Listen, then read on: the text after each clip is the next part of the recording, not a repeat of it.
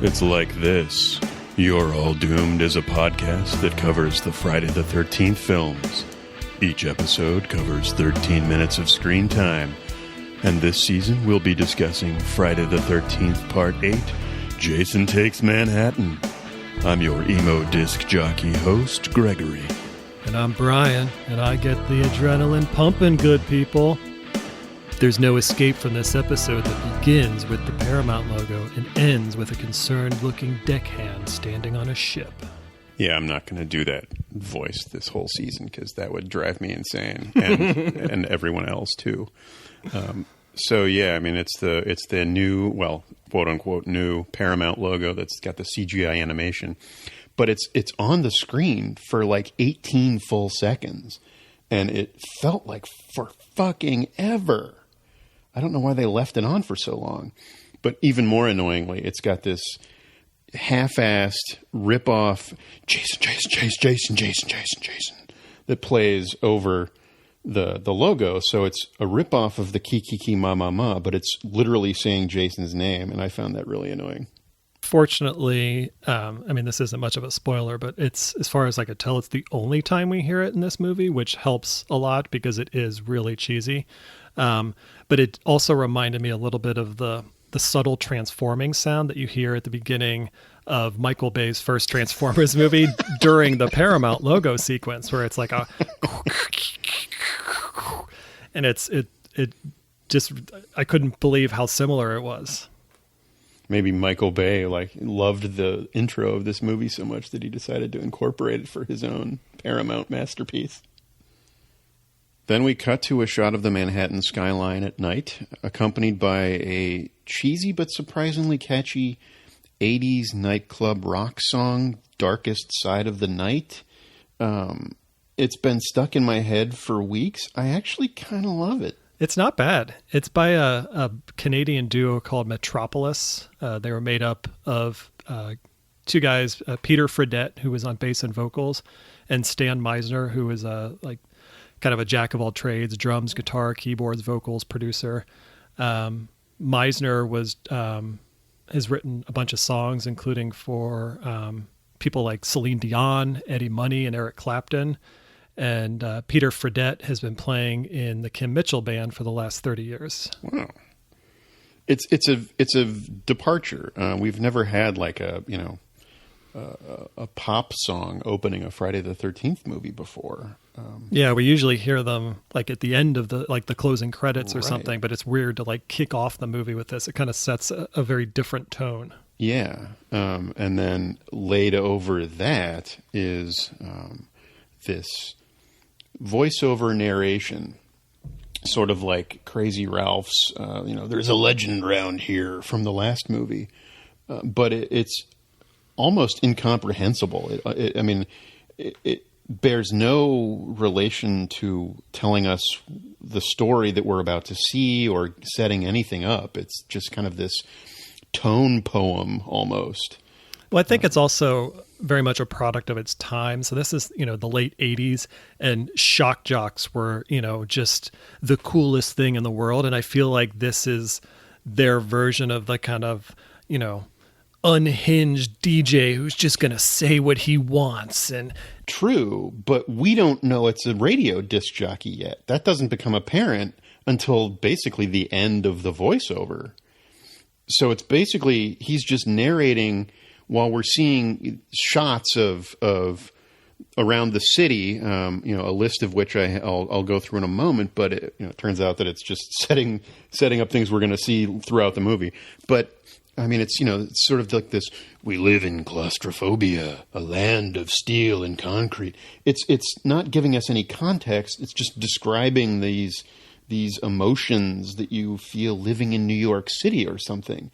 And it bears no, it doesn't talk about the heart of a killer is, pulsing within us all. Like there's nothing that relates to a Friday the 13th movie in the least. So it's just like this little artful, exploration of living in the city and the feelings that it evokes. But like you said, it doesn't even track to how you would describe New York City, because one of the lines is, and we have to do the voice if we're going to reference it, but it's trapped by dark waters. There is no escape. And yeah, Manhattan's surrounded by water, but there's fucking bridges that you can take to get out of there. But then he goes on to say that, like, they don't want to escape. And he's like, we've come to thrive on it and each other. You can't get to the adrenaline pumping without the terror, good people. And they just make it sound like, no, granted, New York City in the 80s was much different than New York City today. But they're making it sound like it's just this cesspool of just terror and murder, but everyone that lives there is like, we don't care. We're going to stay and absorb it all. Right. It's sort of, it's playing to people's assumptions and the stereotypes of New York at the time, very much so. But it's got this emo tone that I find frankly rather ridiculous and annoying. Yeah, it's more comical than dark and, terrorizing. Right. It's just they're trying to set this tone of like, oh, it's just such a dirty place. You're not gonna believe it. But you're waiting for the guy to like start cracking up at the end of his little, speech. Yeah, exactly. And the tone is undercut by the font that they use for the credits. It's got this like, it's like we're watching Working Girl or something. It's this kind of I had the same, my notes were like, it looks like we're getting ready to watch Mannequin 2 on the Move. Yeah, it's this little poppy font, and it's like white with like a pink outline, and yeah, it's very weird, especially for a slasher movie. But then we do get the official logo. The title card is Friday the 13th Part A, Jason Takes Manhattan, in the familiar Friday the 13th type treatment. I kind of found myself wondering why Jason Takes Manhattan, like why blank takes Manhattan, because the only one I know of before this was the Muppets Take Manhattan, and surely this wouldn't be riffing on that. So I tried to find a reference to what's the joke that Jason Takes Manhattan is playing along with. Well, I mean, we haven't gotten to what happens in the movie yet, but I mean, he's clearly going to spend the entire movie in Manhattan, so he's truly taking it. It's like he's taking possession of it. He's probably already there. He probably yeah. I mean, we're probably going to like kick things off with him, standing on top of the Statue of Liberty or something. Right. But the turn of phrase "blank takes Manhattan" struck me as a little bit, like I said, they're not referencing the Muppet movie, but it appears to be a reference to the song "Manhattan" by Rodgers and Hart, which was first heard in 1925. The line in the original song is, "We'll have Manhattan, the Bronx, and Staten Island too," but later renditions changed that line to "I'll take Manhattan." So that seems to kind of be what, anytime anyone says "I'm taking Manhattan," it's referencing that song. How widely that's known, I feel like if you say "blank takes Manhattan" now, people are going to think of Jason Takes Manhattan, or Debbie Does Dallas, or Debbie. Okay, that should be our next podcast. 13 minutes at a time. One thing I noticed about the title card is, as you mentioned, it's over Times Square, but again, Times Square in the late 80s was much different than the Times Square now. But you can see on one of the main billboards in Times Square is the familiar Batman logo from the Tim Burton, the first Tim Burton Batman movie. And I just remember that logo was everywhere that summer. It was like the first time there was really like an iconic piece of movie marketing that just was ubiquitous. I mean, it was just every theater you went to, T-shirts, posters, like you go to record stores and like all the posters had the logo on it. I know I even bought one of the posters that had the Batman logo on, and I wasn't even really a Batman fan at the time. So it was just everywhere. And what was so brilliant about it, I mean, and I made the same note, is that as a piece of marketing, it required absolutely nothing else. It didn't need the word Batman. It didn't need a picture of Michael Keaton or Jack Nicholson. It just, that emblem is so iconic and immediately recognized that even as a far distant shot in another movie, that piece of marketing for the Tim Burton Batman movie jumped out at me from, you know, I mean, it cracked me up. It's just, that was hands down one of the best pieces of movie marketing that you can come up with, because it was just so, like you say, it was everywhere, and it was so instantly recognizable and so dominating. It caught your eye no matter where it was. But this is not the Batman minute. It's Friday the 13th. We get a whole bunch of other, like I said, a whole bunch of other shots around the city while we're getting this emo narration. We see 4 street punks they're laying around smoking cigarettes, maybe crack. I don't know. You know, crack was a problem at that point. We get a gross alley. Are they tough looking though? Well, no, they're supposed to be tough looking, but they're right. they're rather unimposing. We get a gross alley, the first of many that we'll see, with some steam billowing out of a partially covered manhole. We get the random mugging of an umbrella-carrying businessman in a different gross alleyway. What is he doing in that alley? I mean, he's clearly, like a, hoity-toity businessman, and he's walking down the most disgusting alley you can imagine in the middle of the night. This movie postulates that Manhattan is nothing but disgusting alleys. We see virtually nothing else. Like, the only way you get from place to place is going through disgusting alleyways. And, of course, there are muggers lurking around every corner.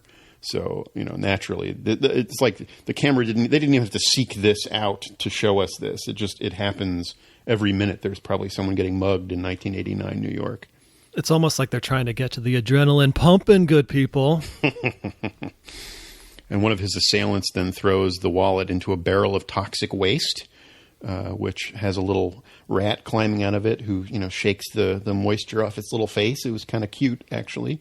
But barrels of toxic waste just laying around willy-nilly. We cut to a diner where an eye patch-wearing patron in an ugly sweater is being served coffee. Yeah, I think I'm in love. She's just sitting there like eating cherry pie. Like you said, she's got like a patchwork sweater. I think she's wearing a white pair of gloves and a beret, and the eye patch is what sold it for me. But it was just like, yeah, she's a mess. All day breakfast is $3.50. I should have checked to see what inflation would have made that be in today's money, but probably like $9.95 or something. An old fashioned chocolate milk was only 20 cents. I don't know how that's different from modern day chocolate milk, but it's just really like rancid. Yeah. But I don't know if you noticed, but there's at the table behind the eye patch woman, there's an Asian guy who looks like the dude who sold Mogwai to Hoyt Axton in Gremlins. And what I love about this guy is that everyone in the diner was clearly given some sort of action to perform to make the place look natural, like by the director. But this guy's just sitting there like a fucking statue, probably waiting for the director to yell cut. But then at one point he turns and looks directly into the camera and then looks away when he realizes that they're still filming. Brilliant. They should have an Oscar for that kind of thing. We then cut to a subway escalator at 8th Street and Broadway, complete with graffiti sprayed walls. It's the 8th Street NYU station in Greenwich Village.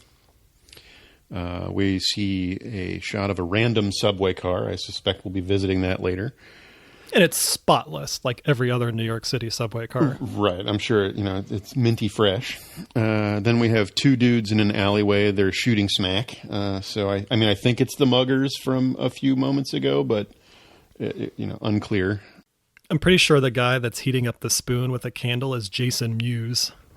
Snoochie boochies. Oh, no.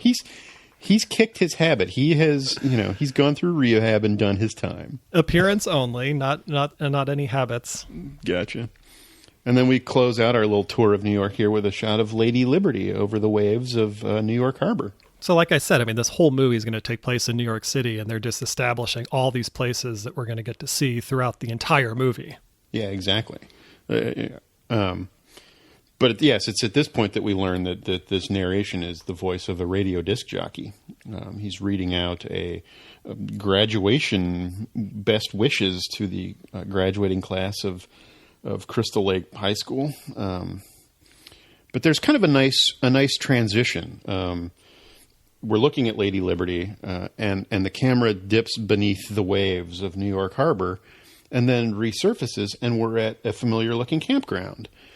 And I thought that was a nice touch. I want to give props to this movie where I can, because we're going to be cracking on it a lot.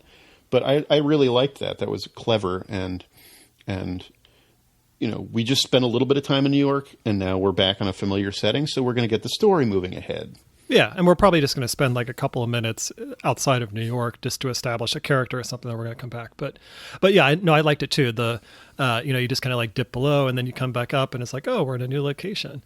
And like you said, I mean, it appears to be Crystal Lake. It looks kind of familiar in the sense that it's a lake and that there are cabin-like structures nearby, but it's definitely not the exact locations that we've seen before. Sure.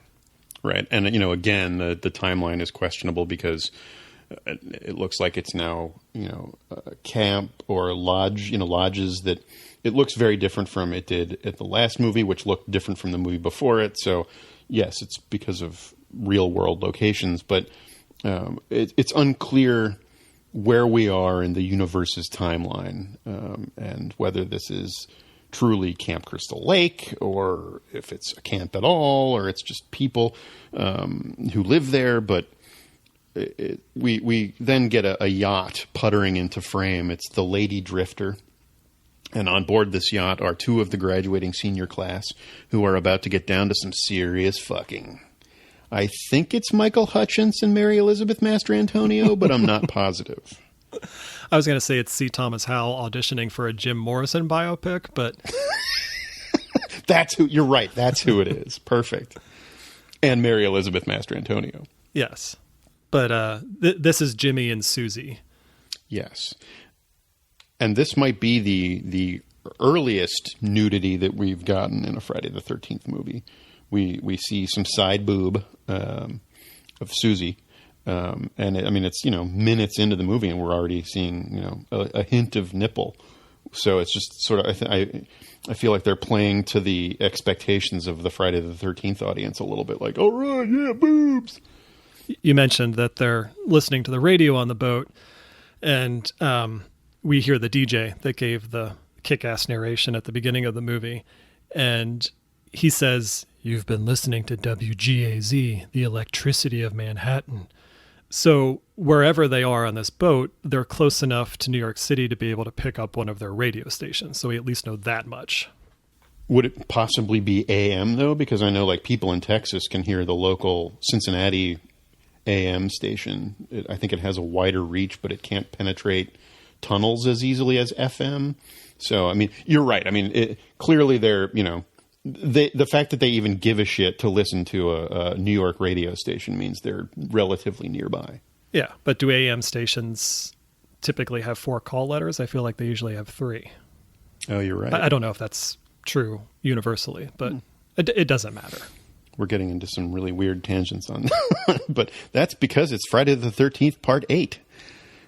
So yeah, I mean they're clearly about to enjoy each other's bodies.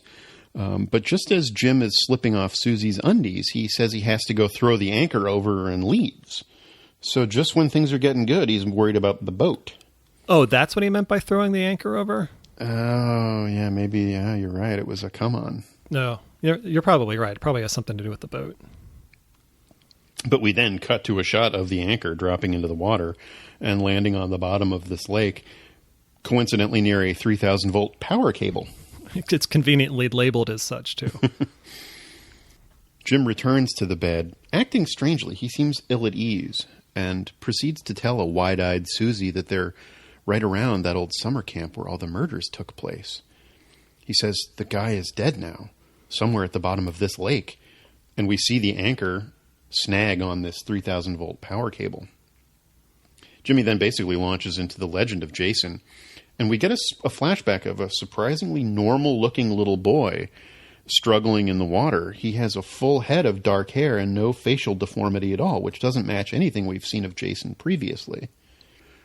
Underwater, it continues to cut back to underwater. We trail along the length of this power cable to a pile of rubble that's sort of covering a prone body. It's clearly meant to be Jason, the person that Jimmy is talking about up on the ship.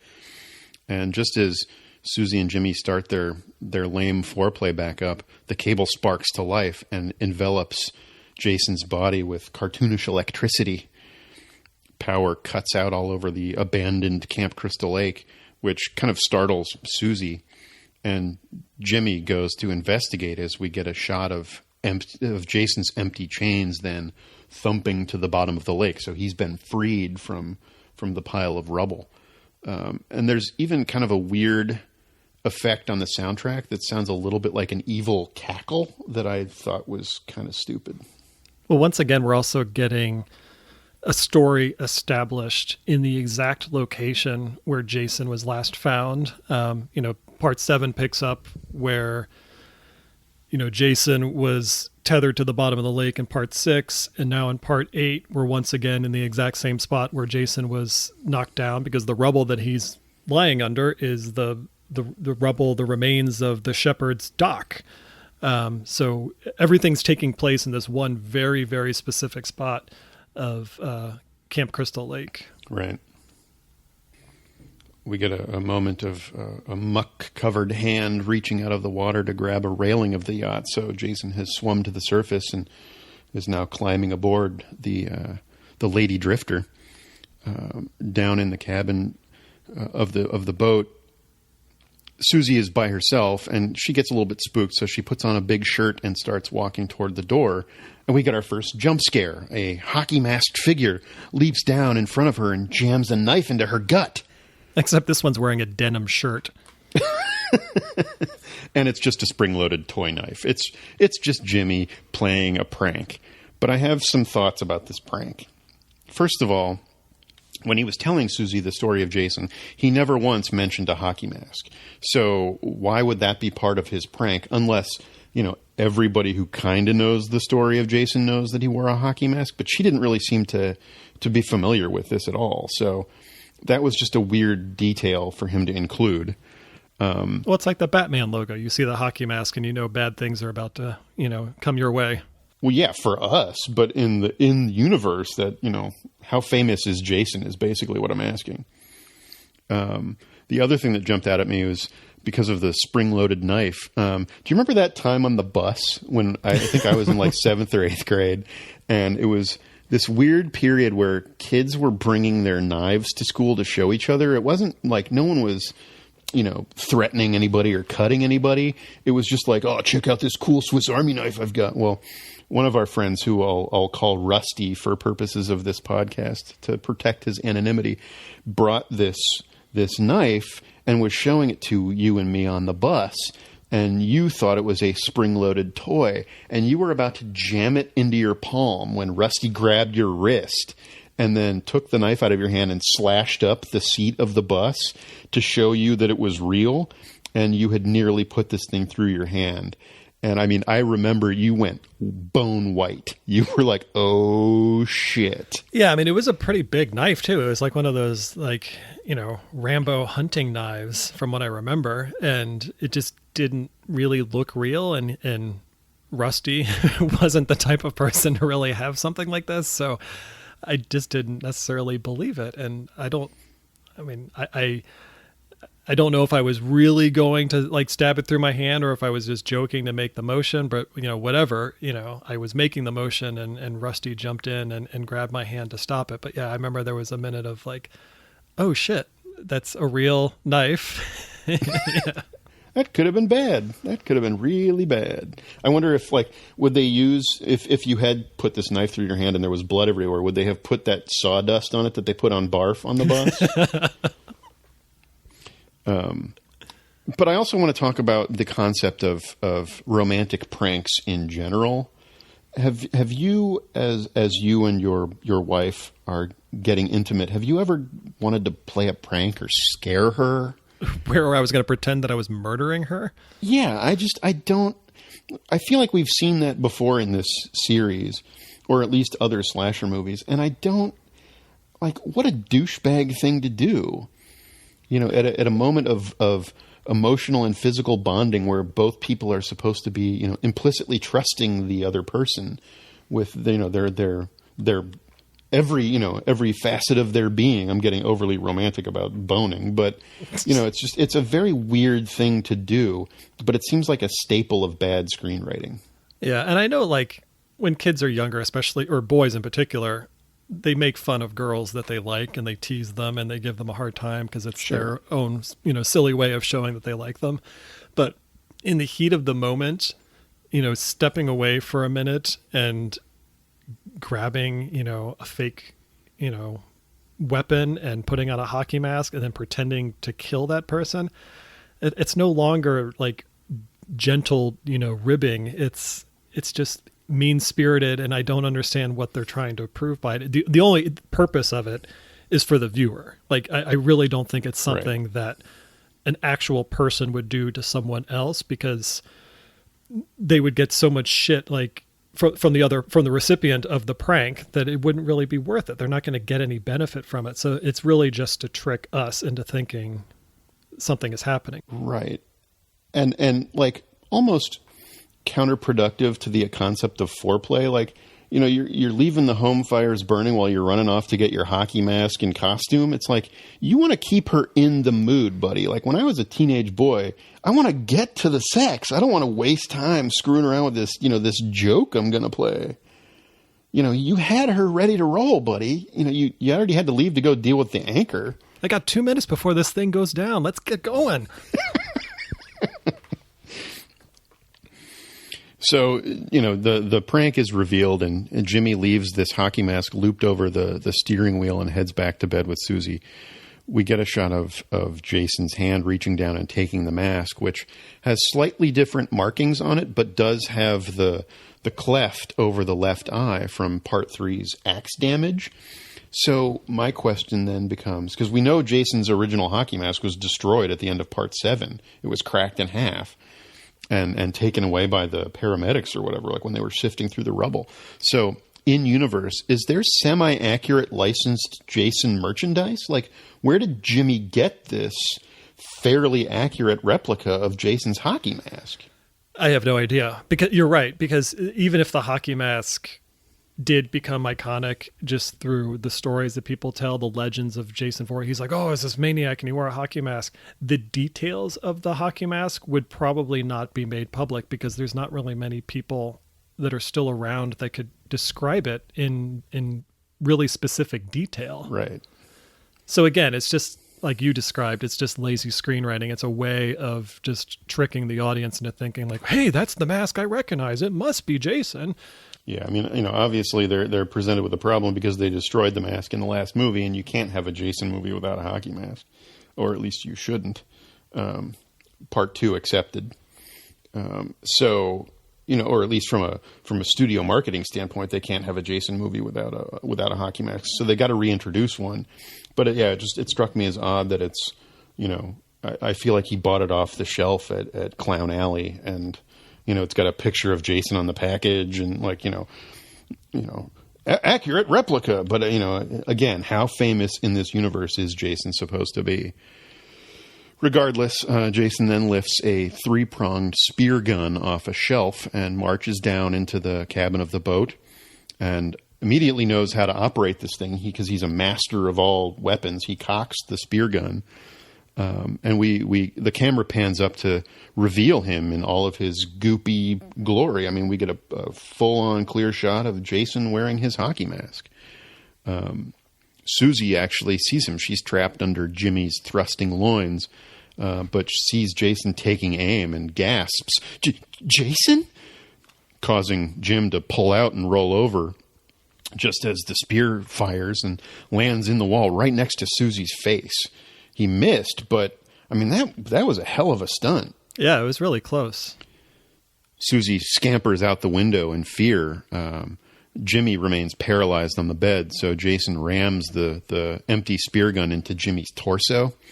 And when he pulls it out, I always thought it was covered with entrails, but I think it's just the rubber tubing of the pneumatic mechanism. Yeah, and that's a fairly recent discovery for me, because I remember the same thing. Like when I saw it in the theater and subsequent times on video, I always just assumed it was just like Jimmy's intestines coming out, attached to the spear. But I don't know if it's just watching it on a bigger TV or with the DVD, but I feel like this was one of the first times where I really noticed that it's the bungee cord mechanism of the spear gun. And I even did like Google searches of spear guns to see, like the construction of them, and noticed that a lot of them do have this like, bungee cord. And so that's what it was. It was just the bungee cord covered in Jimmy's blood, which understandably looks like the intestines, but that revelation kind of made the kill even more or less impressive for me. I would agree, although I think it takes some of the bite out of the kill, but I kind of, on some level, admire because they had to know what the effect was going to be. Like, oh, people might think this is guts. So it's just sort of a clever way of achieving the effect without having to really like procure fake guts or something. You're just using the prop, and everyone, I figure everyone assumed it was guts anyway. So it kind of, if it's not guts, it's disappointing, but I like that they were able to maybe make you think it might be guts. So that's the end of Jim. He was played by Todd Caldecott. As we will hear repeatedly, he began his career with some episodes of 21 Jump Street. And he was also in that Marky Mark movie Fear in 1996. His credits have since gone quiet. I think he's now a clinical herbalist and has an extensive Wikipedia entry about his quest for spiritual and physical health. Yeah, in 2006, he released a book titled Ayurveda, The Divine Science of Life, which I got you a copy of, Greg. I'm just kidding. Thank God. But he also had a reoccurring role in a show called Danger Bay, which we're going to hear a lot about more later this season. Jason tears the spear out of the wall and then climbs up on deck to hunt down Susie. He eventually finds her cowering in the chain locker. She pleads for her life as he slowly and rather cruelly pokes the spear at her, only to ram it into her chest at the last moment. And there's a weird, creepy, like, oh yeah, head shimmy that he does that I'm not a fan of at all. I made reference to some ambivalent feelings about Kane Hodder's portrayal of Jason last season. By and large, I really love what Kane does, and I think Kane's a great, he seems like a great guy, and I'm pleased that he's back for so many of these. But there are little moments here and there where he gives Jason almost too much of a personality, and it's almost like we talk about the fine line of, too robotic and he's Michael Myers, too much personality and he's Freddy Krueger, and there's you want Jason somewhere in the middle. But I don't think Jason should ever take joy from his killing. This is all about rage and vengeance. And this little head shimmy makes it seem like he's getting his rocks off a little too much from this. And I feel like he should be much more dismissive of what he's doing. Almost as like, I have to do this. I don't love that I do this. I agree. Yeah, there's a little bit too much acknowledgement to his achievements, which I'm not a big fan of. And like you said, there's other things that kind of crop up in this movie and the next that just kind of make me a little bit indifferent about this portrayal of Jason. Yeah, and some of that, to be fair, that might be director instructions. That might not be Kane's choice, but Kane has gone on record as, telling directors he won't do something that he doesn't think Jason would do. So he really stands up for his vision of what Jason would and wouldn't do. And I feel like he probably had to at least buy into this little moment. And I just, it doesn't feel like the Jason that I know from these movies. And I understand there needs to be some kind of personality in there because he is wearing a mask. And so you're not seeing what's going on behind the mask. And so you need to see something, but I don't think we need to see a lot. And there's times where I think we just see a little bit too much. Yeah, agreed. In any case, he slams the locker shut on Susie's body as we fade out. Susie was played by Tiffany Paulson, who had a noteworthy role in Runaway Bride, the Julia Roberts Richard Gere movie that isn't Pretty Woman. And she's now a writer in Hollywood, a lot of TV and screenwriting credits. So she's kind of shifted to a different side of the business, but is still pretty active. We cut to what seems like the next morning. We see a large ship docked in a mountainous, spruce tree-covered location. In other words, something that doesn't at all resemble the terrain of Crystal Lake. The ship that we see docked is the SS Lazarus, which is named after the biblical character of Lazarus, whom Jesus resurrected from the dead. Oh, very coincidental. Yes, it's from chapter 11 of the Gospel of John, and Lazarus dies of illness, but is resurrected 4 days later. And it's the source of the famous quote from Jesus, "I am the resurrection and the life. He that believeth in me, though he were dead, yet shall he live. And whosoever liveth and believeth in me shall never die."